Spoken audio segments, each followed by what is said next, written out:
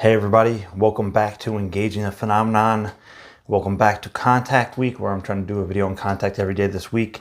And again, December 18th, there's going to be a panel discussion on UFO Jesus' channel, Post-Disclosure World, with myself, UFO Jesus, Richard Dolan, Danny Silva, maybe other people.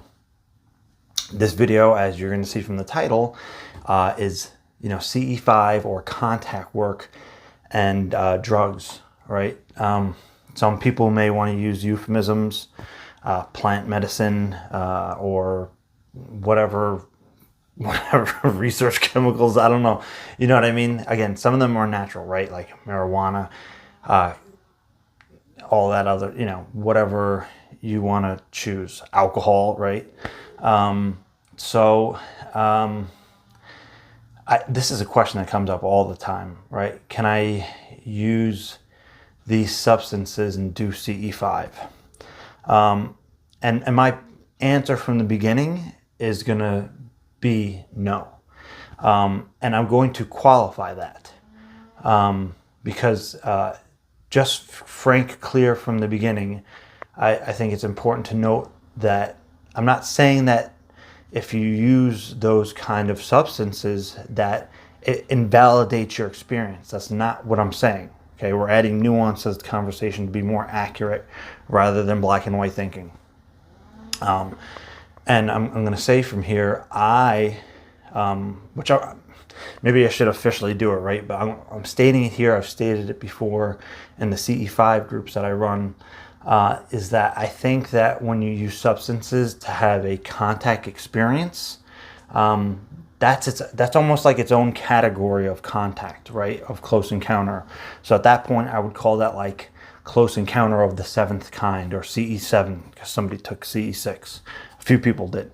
So I also wanted to add in 2 quick points of, number one, you don't want to use substances and you're seeking kind of like this big and experience, UFO intelligence or what have you, and then you're missing out on some of the subtler things that are going on in the contact because you're seeking this kind of big thing. And that's like a thing that comes up in meditation and awakening, people constantly seeking this huge experience when there's actually subtleties going on and insights and impressions.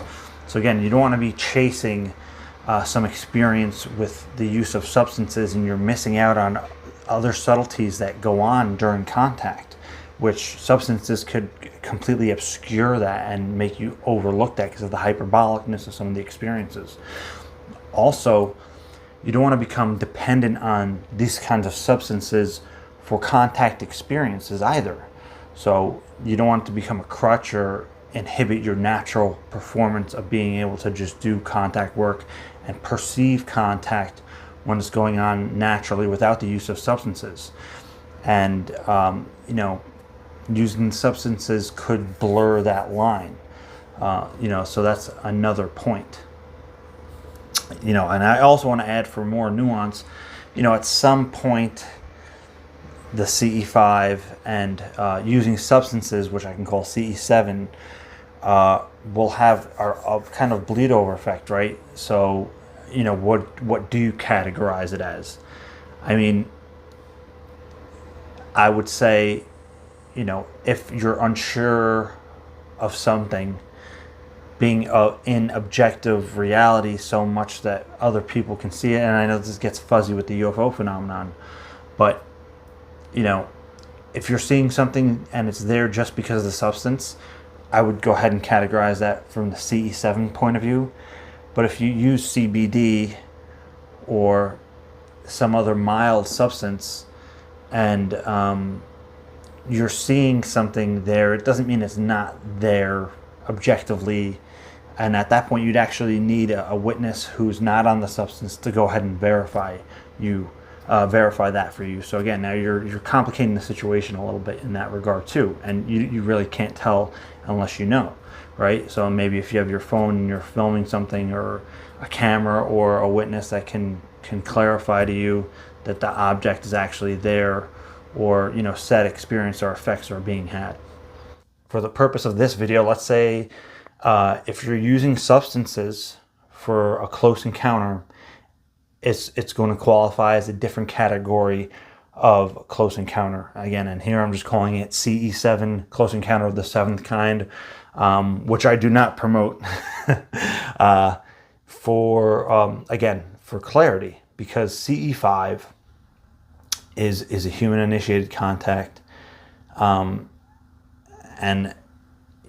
not to be so holistic, but by natural means. It's a natural process. You don't need substances to induce the encounter. There's a lot of different ways you can look at it from that point. One way I would kind of look at it is that if you're using substances, it's going to alter your perception, right? But that's not always necessarily in a good or enhanced way. Number one, consider that shit. Consider that shit. Let go of that shit. Let go of that shit. Number two, it's almost as if you're making your subjective experience hyperbolic, and that's bleeding over into objectivity. So you're perceiving more subjectively than you normally would objectively. And again, I'm not saying that's not valid. I'm not saying that's bad. But what I'm saying is it changes the nature of the experience, right? So if you're using DMT or something else and you see a being right in front of you, that's not necessarily, for argument's sake, what I would call a close encounter of the third kind, which is interacting with a physical entity, right? So again, I would place that in its own category of CE7 if you're using some kind of substance and you're having this encounter. And again, I'm not saying it's not valid. I'm not saying maybe that's happening in another dimension, hyperspatial awareness, a psychic realm, possible. But it's not the same as like a CE3 where you're having entities come out somewhere and interacting with you, and other people can see and interact with them as well. So that's one kind of way to look at it. I'll also frame it in a way where, as if you're with a group of people, well, first of all, too, if you're like, oh, I'm doing CE5 or I'm doing contact work and I'm using these substances, you may not agree with this, but 99% of people are going to say that invalidates your whole experience as far as being able to take your testimony seriously and credible as an experience that actually happened in consensus objective reality. And again, I'm not saying that's right or wrong. This is what people are going to say, and you have to work with that on that terms. If you want to be a psychonaut or whatever you want to call it, and explore those realms, use clarity. Say this is a CE7, close encounter of the seventh kind, and you can do your own trip report based on that. But again, the context of that contact experience that's partially induced by use of substance is important to the equation. And again, that would be its own area of study.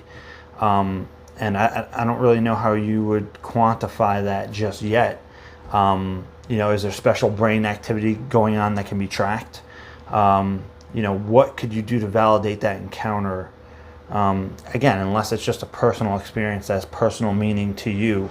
But again, you have to be clear on on validating, on the context of that encounter. This encounter was with, whatever substance you use, marijuana, right? I would also say, on another level, it's good to be, if you're doing it with a group of people, it's good to be on the same page. So if one or two people are on some kind of substances, and then the rest of the group are not, that's going to break the coherence a little.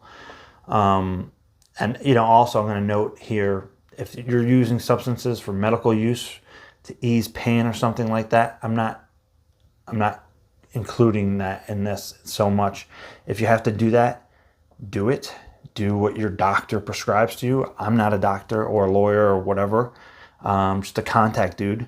So again, if you're using it for medicinal purposes, go ahead. But I would say if you're going to do contact work, I would recommend doing it around times that you're not as heavily influenced by substances, because you're going to have more clarity. You're going to have more coherence of mind. And, some people will argue that, oh, well, I can use a substance and I feel calmer. Well, that is also going to dull your senses to an extent, and functions of consciousness that are going to facilitate the experience. So again, and you can look at that stuff will come up on brain scans.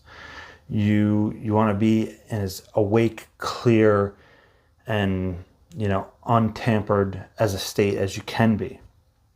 And on the other hand, more so you want to actually enhance those functionalities of like sensitivity, clarity, and concentration. So that's why meditation can be helpful. So that's another kind of layer of it.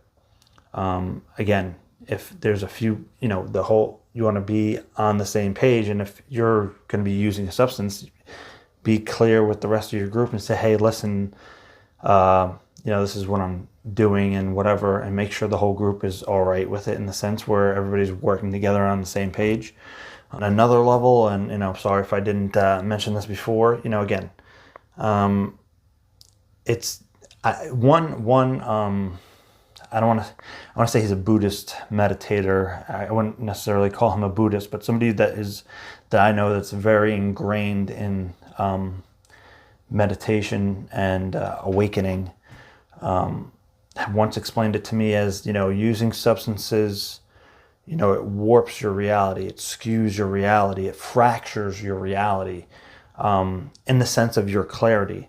And while it may help you peek deeper into beyond the veil, into other realms, so to speak, possibly, whether those are internal or extra dimensional, your holistic view of reality in some senses is skewed, and they can bleed into each other. The objective, subjective, if you want to say extra dimensional, those experiences can bleed into each other, and you're not at that point tuned into the same reality as everybody else.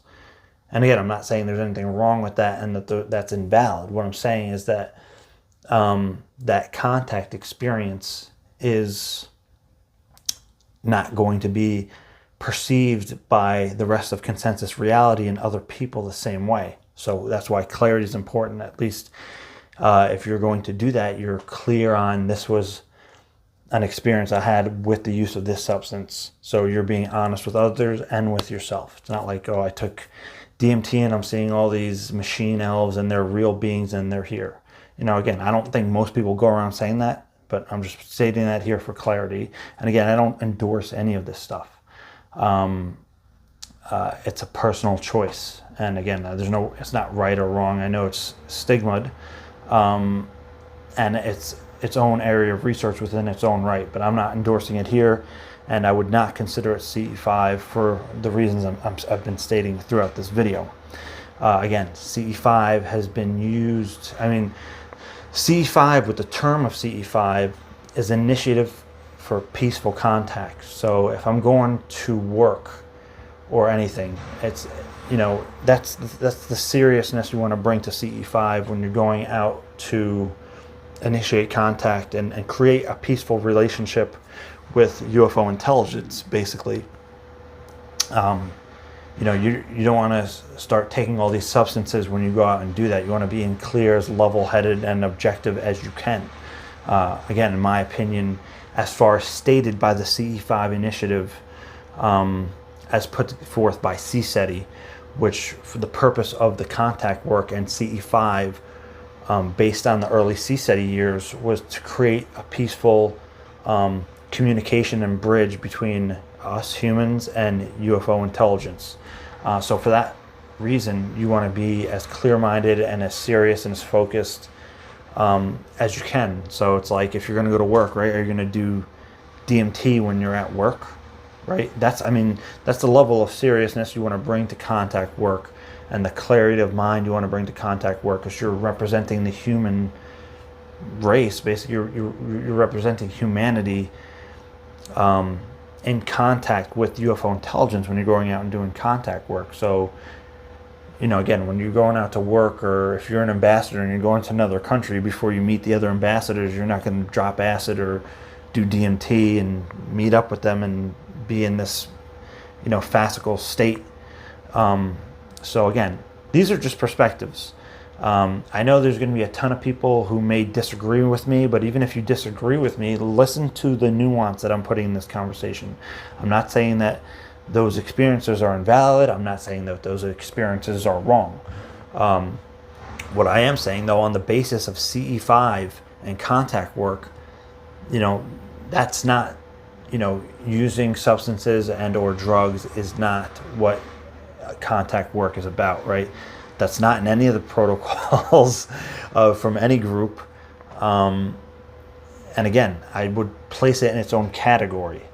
So, again, my opinion, there's drugs and even medicines or substances have no place in CE5 work for all those reasons I just stated.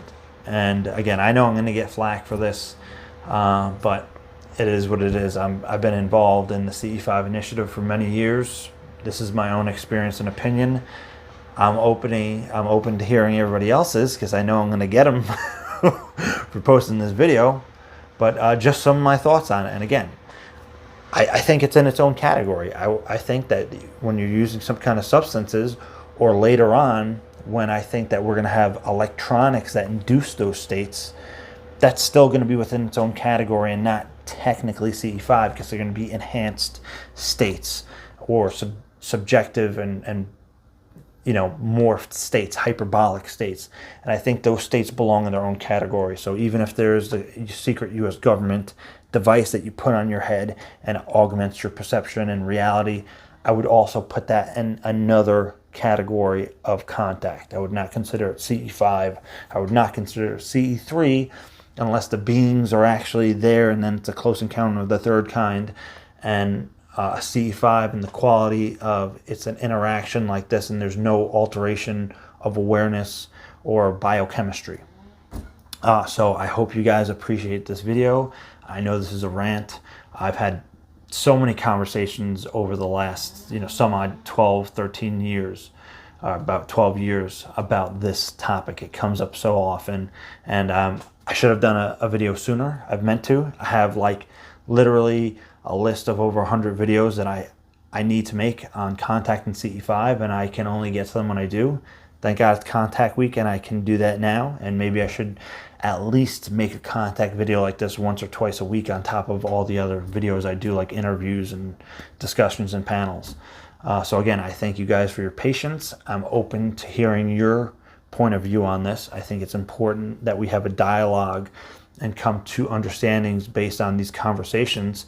Again, I'm not saying I'm right, I'm the authority, what I say goes. That's not what I'm saying. This is my point of view and perspective as somebody very experienced, somebody who's put thousands of hours of thoughts into these ideas and contemplated this, had experiences with other people in the field, and have spoken to thousands of other people, contact workers, people who have used substances and medicines and drugs to have contact experience.